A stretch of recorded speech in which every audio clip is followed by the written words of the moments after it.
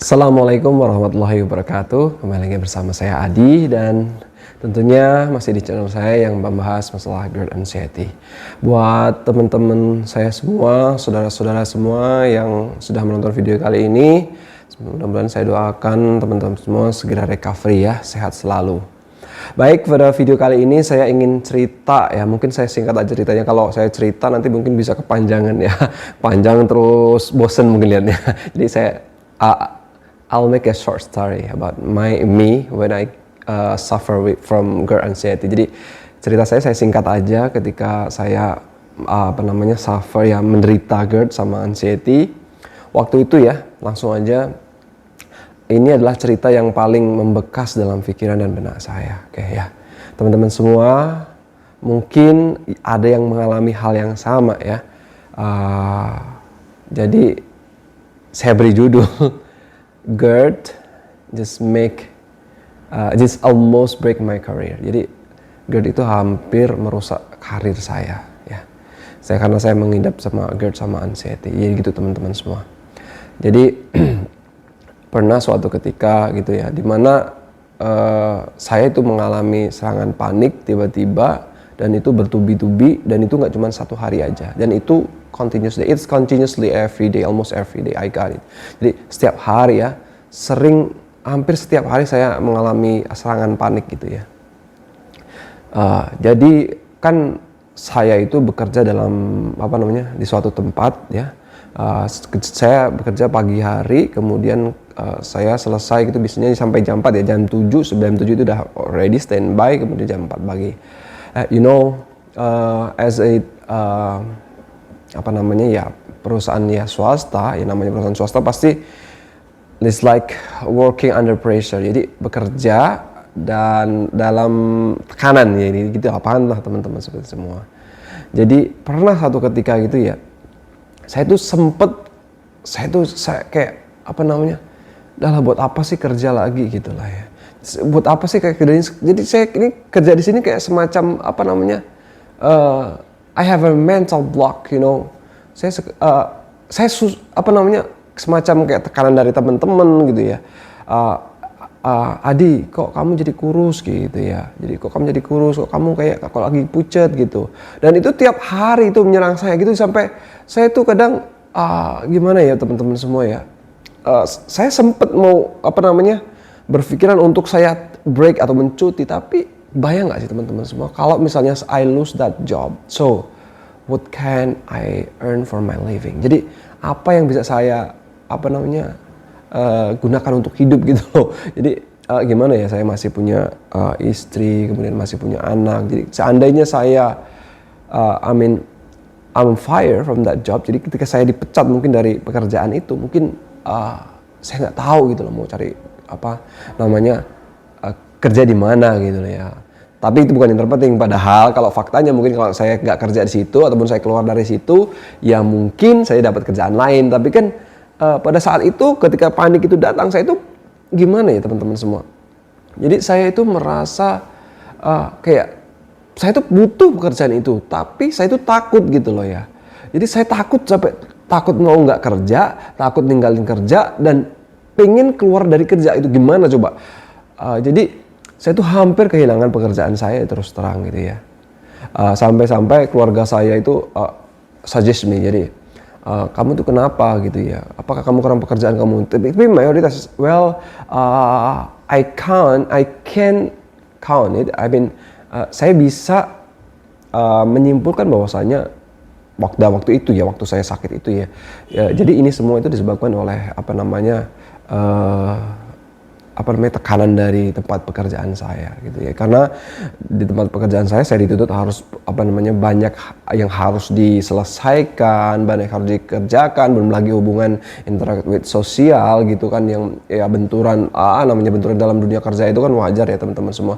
Karena saya juga masih tergolong masih muda, jadi kadang-kadang masih emosi gitu. Jadi emosinya belum bisa terkendali gitu ya teman-teman. Ini saya almost gitu. Jadi saya pernah waktu itu kan, karena saya sering mendapatkan kenapa kamu tambah kurus, itu satu tekanan itu. Kemudian mungkin saya juga terlalu at that time I was afraid of my bos. Jadi saya tuh semacam takut banget gitu sama pimpinan saya, sama bos saya gitu ya. Saya kalau misalnya kerjaan saya nggak beres gitu kan, saya kadang saya kalau menyelesaikan pekerjaan itu harus saya sampai selesai gitu. Kadang saya harus lembur sampai malam gitu ya teman-teman semua. Jadi saya harus selesaikan itu. Dan well, that is not really good actually. Jadi itu benar-benar nggak bagus itu buat saya. Dan saat itu yang membuat saya drop teman-teman semua. Jadi sempat waktu itu saya itu udah pengen ngomong sama bos saya, pengen mengundurkan diri gitu ya ceritanya. Well, itu hanya karena sakit sebenarnya, tapi kan karena saya tahan gitu loh ya. Saya tuh mengubur perasaan sakit saya, tapi saya takut gitu, tapi saya kubur kadang kan.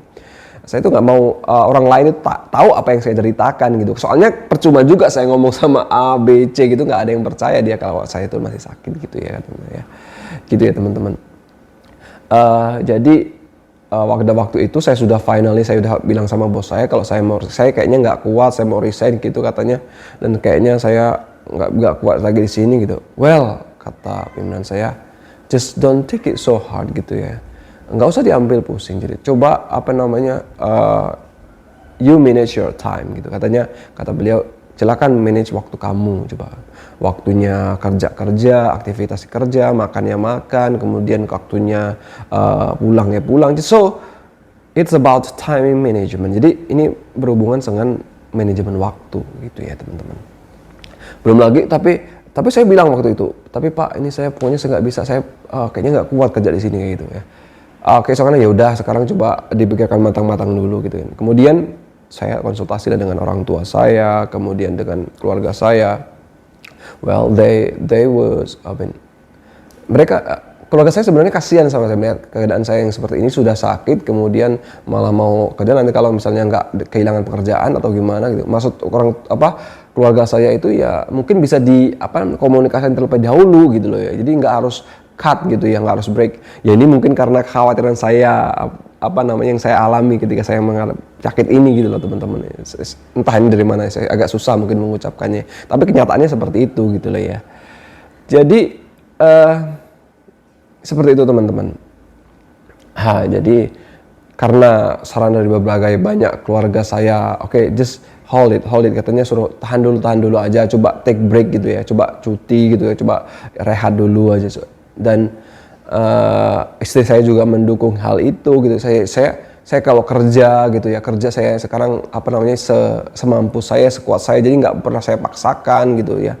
Yang penting makan waktunya makan. Kemudian saya juga ketika waktu istri saya sudah membutuhkan saya segera pulang gitu, dan nggak kayak yang kemarin lagi. Jadi saya pun bicara gitu loh, misalnya saya kerjaan lainnya itu nggak kuat, harus saya lakukan, ya saya just leave it gitu ya, saya tinggalin gitu. Misalnya saya mungkin butuh bantuan orang lain gitu, saya nggak bisa menyelesaikan sendiri gitu ya. Jadi mungkin tipikal orang saya ini terkadang masih susah mengungkapkan sesuatu yang dalam unek-unek atau pikiran saya, dalam hati saya itu kepada orang lain, itu ya agak susah.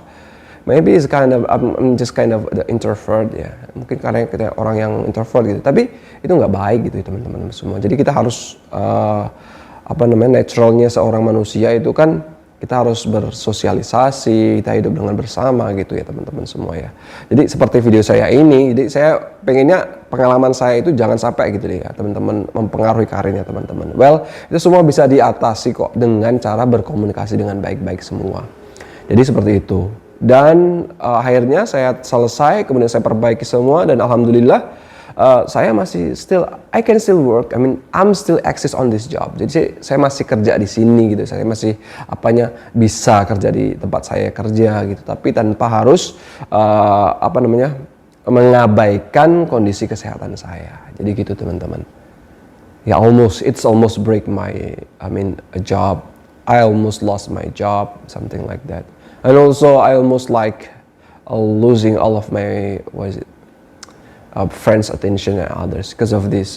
Jadi kadang-kadang memang psikologi kita itu kepengaruh ya sama penyakit anxiety ini.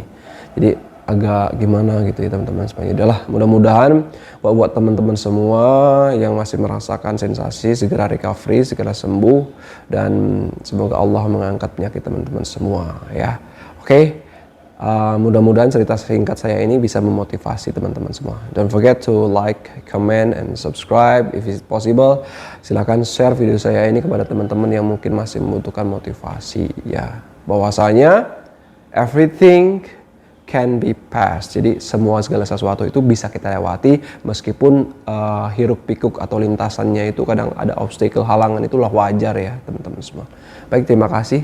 Assalamualaikum warahmatullahi wabarakatuh. Bye bye.